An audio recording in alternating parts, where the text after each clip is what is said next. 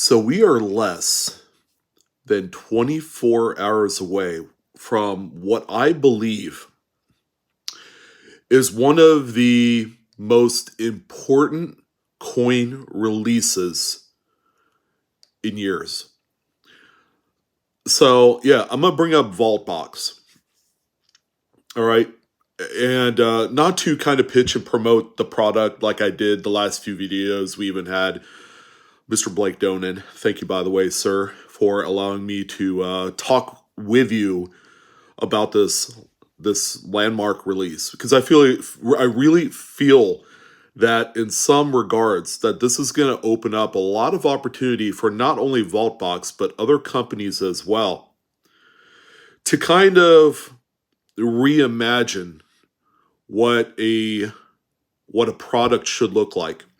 And it might even change the minds of some worldwide mints, the US mint included. I'm going to get to them in a second, because I think the fact that they've never thought about a kind of release that is exciting and creates a lot of general buzz and excitement in a community, like Vaultbox is doing. So I wanted to clarify real quick, because some folks have messaged me, even the live coin Q&A panel. Paula actually messaged me, and I ended up seeing it this morning. The product doesn't go live until tomorrow at 9 a.m. Pacific Standard Time, and that is January. God, what's the date tomorrow? 25th. January 25th, Wednesday, 9 a.m.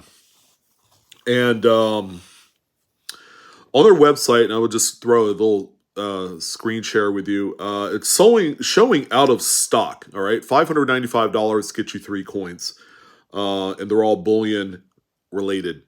And it's showing out of stock, but it hasn't officially gone live yet, and they're just setting up the website to get it prepared. They're getting that part of the client prepared for the sale tomorrow. So all they have to do is turn on a switch, and it'll be in stock.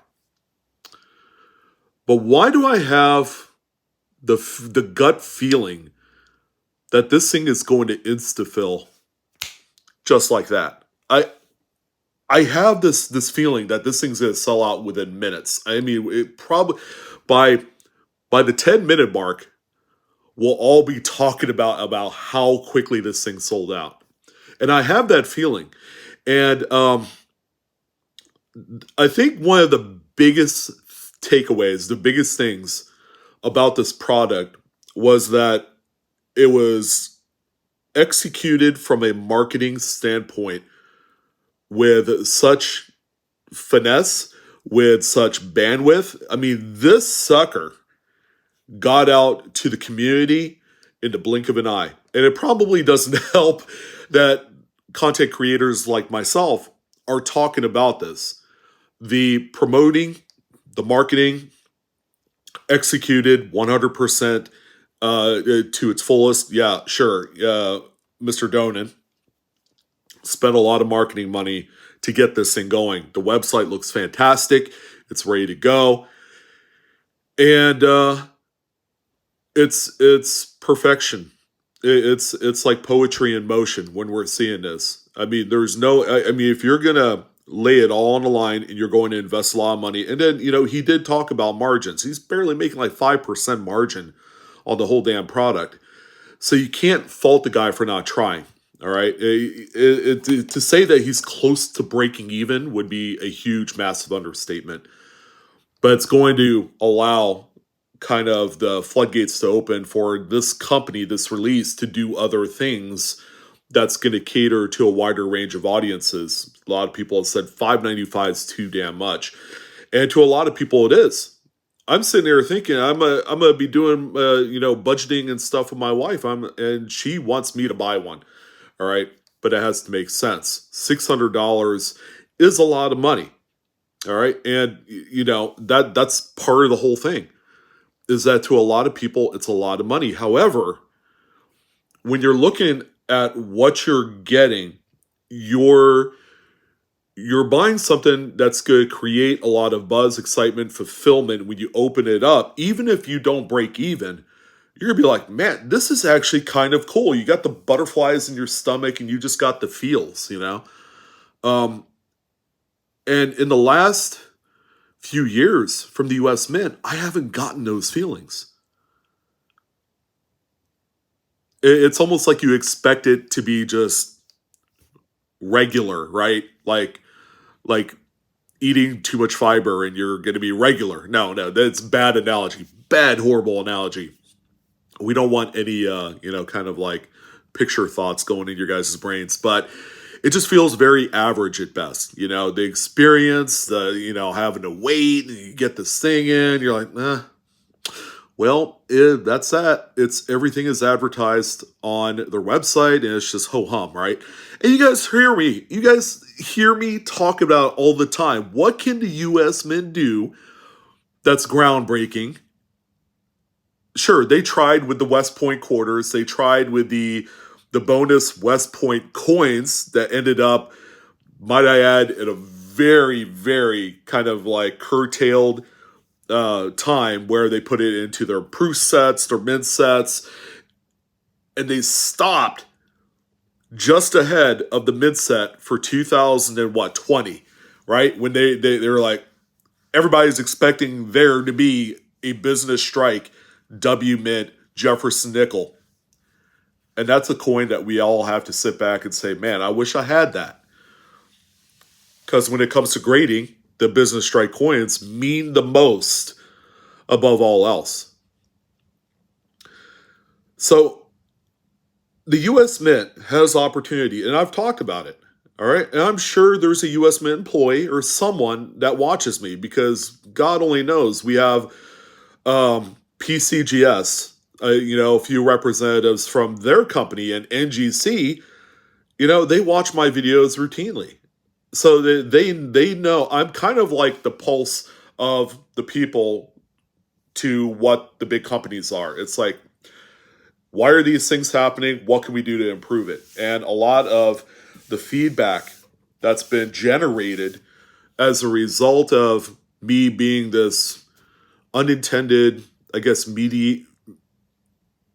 intermediary. Is that the word? Being the kind of like the middle guy to be kind of the voice for the voiceless. And I kind of hate that because everybody has a voice. Everybody has their own opportunity to do that. But I'm ultimately the person that can grab an audience within 24 hours. My views have like 10,000 views on there of these videos. And it kind of means something. It means something for a lot of people. The beginning collectors, the advanced people, the people within the industry on the grading side, people who own actual companies. I had AppMex contact me a few weeks ago about possibly doing a deal, and I'm kind of like stewing on it right now. And by the way, to the person that contacted me, I'm sorry if I'm feeling. If you haven't heard from me, I'm really, really thinking hard about doing the right thing. It has to fall in line with my general philosophy as far as my channel is concerned. And they wanted to do some sort of deal to help promote AppMex as if they need any more promoting. AppMex is like only one of the biggest PM dealers on the face of this earth. And then we have folks like Blake Donan from Vaultbox, who watched my first breakout video about their product, 2 weeks ago, and reached out to me personally about doing that interview, and then that came to fruition along with the president of Pinehurst Coins, and we've had some pretty awesome people come on to BlueRidgeSilverhound to allow them to talk about their company and their story, and to do some self-promoting, and I'd be more than happy to do that. But this is something that is going to insta-fill, no problem. It's the first ever product that this company has ever released, and they do a good job when it creates both a kind of like friction of both good and bad kind of feedback kind of put together. It's only going to make the allure of the respective products that much greater. So why in the world is the US Mint not doing anything other than the fact that they are a government entity? Does it necessarily stop them to say, let's do something that's going to be better than any other world mint does? Okay, if you take what the US Mint provides and does for its customers in the US, or anybody else around the world, because I'm sure someone from Germany can order from the US Mint anytime. The Canadian Mint, if you've ever been to their website, the Royal Canadian Mint website, in quite some time, you're going to see a contrasting variance in the type of product that they sell compared to what the US Mint sells. Unfortunately, the US Mint has had the same kind of like ride-the-mill products. I would say that goes back since the 1980s. So that's not good. That's stagnation. And that's why year over year, they continually lose fan bases. The only ones that stick around are the folks that are, well in their 70s, 80s, and 90s, and they collect out of necessity because it completes, their commemorative set every year, or their mid set. They get a mid set every year, and it's like, well, you look at the numbers, and you could always go into the production sales reports on the US Mint website. You'll see that there's been a steady decline for a long time. Why doesn't the US Mint do something a little bit different? The next, say, Silver Eagle release, why don't they do a Chase mystery inclusion? Maybe make it super limited. If they like for example, the next proof Silver Eagle that they sell, do something kind of cool. We will randomly insert 100 bimetal Silver Eagle proofs. That's going to be both silver and gold. That doesn't cost a lot of money for the mint to do that, to add, say, a quarter-ounce little round insert. If you guys know the Canadian toonie coins that have the brass insert and then the nickel ring outside, the US Mint is very beyond capable of doing something like that to create buzz and excitement into the hobby. Now, some of you are going to say, well, they don't have to do that at all. They're a government entity. They have to, go get approval from politicians and all that stuff, and pass certain bills through legislation. And I'm like, okay, that's well and good. But they could do that. All right? They could very well do that anytime that they freaking want to do that. But they wouldn't be running a US Mint website if they didn't care about collectors. It's more than just trying to make money. You have to care about collectors. And the collectors, for the longest time, if you're trying to go young, you have to do young things. All right? You have to go out there and create more buzz and more excitement than rehashing old designs of Morgan and Peace dollars and all this other stuff, and doing something extraordinary that's never been done before. And that's why Vaultbox is going to be selling out within 5 minutes of their release.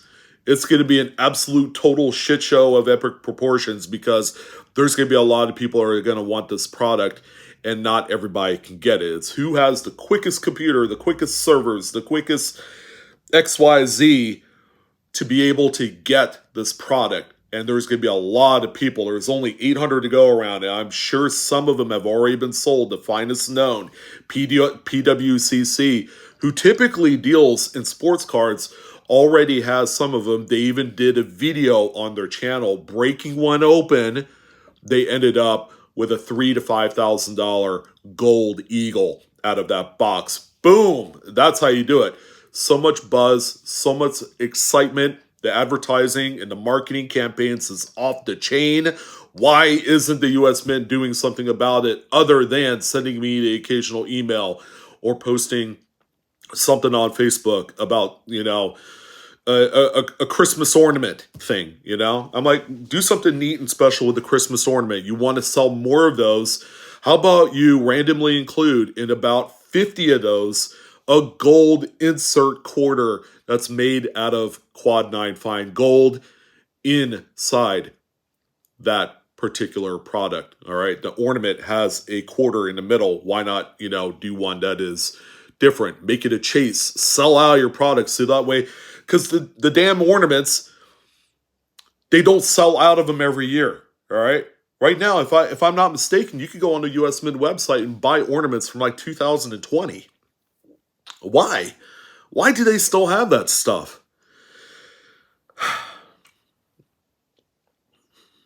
I'm kind of ranting and kind of throwing out my emotion toward all this because I want the U.S. Mint to succeed.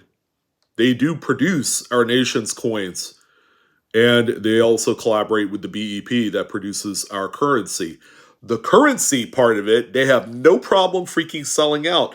They're full-size sheets. They're 32 subject sheets. They're 50 subject sheets. By the way, all this stuff goes on sale in March in case you guys want a really nice gift or collectible idea. Go on the moneystore.org or Money Factory or whatever it's called. And that part of it, they actually knock out of the park. Why can't they do their coins just right? This Vaultbox thing might actually be the ultimate lesson that will reshape a landscape of e-commerce when it comes to collectible money. And this is something that is not new to sports cards or comic books. They've been doing these type of mystery box programs for the longest time, but no one has cleanly executed it the way that Vaultbox does. So we'll see how it goes. I anticipate a quick Insta-Snap fill, sellout of this product. There's just way too much buzz and excitement. There's way too many people beyond just the 800 boxes that they have in inventory to sell this thing out. And again, I'm deathly afraid that I am not going to be quick enough to get one of these, and I'm going to be on it like white on rice. You best believe that I am going to try my hardest to obtain one of these because I want to break one on video for you. But we'll see. It's going to be exciting. Whether I get one or not, it's going to be something to be on the lookout for. Why can't the U.S. Mint do something similar and stop trying to rehash stuff that they shouldn't? Bringing back old designs, which is obviously going to be a slap in the face of the old designs to begin with. So that's it. That's all I wanted to talk about. So you guys take care. If you guys are getting a Vaultbox, best of luck to you. Maximum 2 per customer per household. That's, I guess, my little bit of promotion on this product, vaultbox.com. We'll see how it goes. All right. Take care.